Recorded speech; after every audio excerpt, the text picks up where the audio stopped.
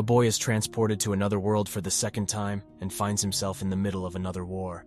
As Yuki daydreams in class, his childhood friend Yuhi begins to pester him. He tries to dismiss her, not wanting any strange rumors to start, but she persists, and to some extent, he doesn't mind. As Yuki's mind drifts off into thoughts of the other world, darkness suddenly engulfs the entire school, and a magic circle appears in the middle of the classroom. Despite the chaos, Yuki is familiar with this type of magic and can't help but smile.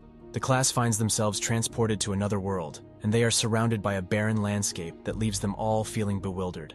However, for Yuki, this turn of events is welcomed as it promises some excitement. Suddenly, the students hear thuds, indicating that something big is approaching them.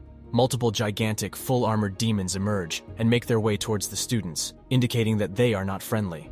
The students realize they must flee, and as they begin to dash away, Yuki remains calm.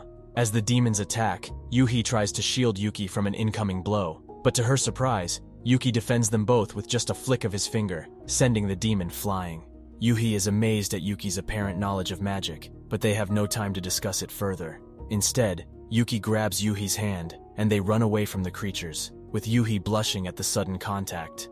As they run, soldiers appear from the direction they're heading, charging past them to engage the demonic creatures in battle. The soldiers' attacks have no effect on the demons, but they are accompanied by mages using bombarding spells to distract the demons while the soldiers advance. The students have been summoned into the middle of a full-scale war between demons and humans. Yuki is puzzled, as the wars were supposed to have ended by now. He senses a strange magic, a curse emanating from the demons. The feeling is familiar, unmistakable. As Yuki and Yuhi escape the chaotic battle, a royal knight approaches them, urging the students to leave the war zone. The knights engage in combat with the demonic beings, employing a combination of magic and melee attacks to great effect. Taking advantage of the situation, Yuki and Yuhi flee the scene. Once safe, they are addressed by the king, who refers to them as foreign heroes, and expresses gratitude for their arrival during the kingdom's time of need.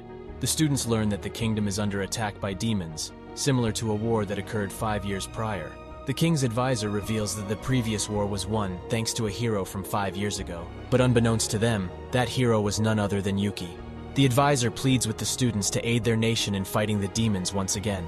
Although the students are concerned about their lack of combat experience, they agree to assist in any way possible, rather than risk being expelled from the kingdom. After being dismissed for the day, the students are instructed to get some much-needed rest. Despite this, Yuhi remains on edge, but Yuki manages to calm her down, promising to keep her safe. The following day, the students begin training with both swords and magic. They attempt to replicate the knight's techniques, but with little success, except for Yuhi, who displays a natural talent for magic. Yuki, on the other hand, tries to avoid training and slack off, but his attempts are quickly halted by a royal knight named Elka. Although Yuki knows Elka from before, she is unaware of his true identity. Yuki's casual demeanor and disrespect towards her annoys her. However, his temper reminds her of a hero from 5 years ago. Elka warns Yuki that this world is far more dangerous than he thinks, and he must train to survive or she will make him. Yuki welcomes the challenge. As Elka draws her wooden sword and dashes towards Yuki, he easily dodges her attack and slaps her bottom, making her squirm. Upon realizing that Yuki is none other than Setsu-sama, the hero of the previous war, Elka's demeanor changes completely. She is head over heels for him and is willing to do anything for him, even allowing herself to be used as a chair. Despite her unusual behavior, she acknowledges Yuki as her one and only master, revealing her true masochistic nature. Another knight, Glein, spots them and is quite confused by the situation. Elka quickly explains that Yuki is none other than Setsu-sama, and Glein accepts it quickly, seeing Elka's adoration for Yuki. The knights relay the news to Thea, but she is already aware of Yuki's summoning to their world, leaving the two dumbfounded. Despite his altered appearance, Thea easily recognizes his magic power, which is her strong suit.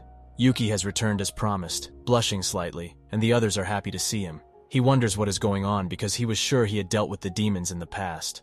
They go outside, and everyone questions him about his different appearance and where he had been. Yuki is uncertain himself.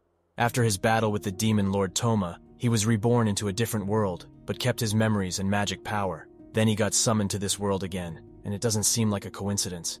Yuki wants to know what happened to Toma and whether he is behind all of this, since Toma is the only one who could use curses like that.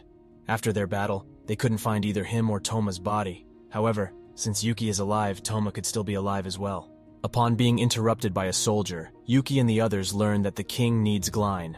Despite Yuki's previous desire to travel the world after the war, he now wishes to maintain the peaceful scenery. However, he remains confused about Toma's intentions. At the king's palace, he regrets making peace with demons and is now declaring an all-out war on them. Glein suggests waiting for the emissary they sent to arrive and understand the situation, but the king's aide explains that the demons started the unprovoked invasion, and the summoning of the heroes is proof that justice is on their side. Glein is dismayed, but the council agrees with the king's decision. Yuki worked hard to achieve peace, but the king feels that upholding it now would be foolish. Yuhi is making impressive progress with her training, and Yuki is there to praise her. It is clear that she has a natural talent for magic. Despite her aversion to conflict, Yuhi is willing to learn magic in order to protect Yuki, which makes him grateful for such a reliable friend. The knights approach Yuki, and Glein informs him that an all-out war seems to be inevitable at this point. Yuki realizes that he will have to intervene once again to stop the war, especially if Toma is behind it.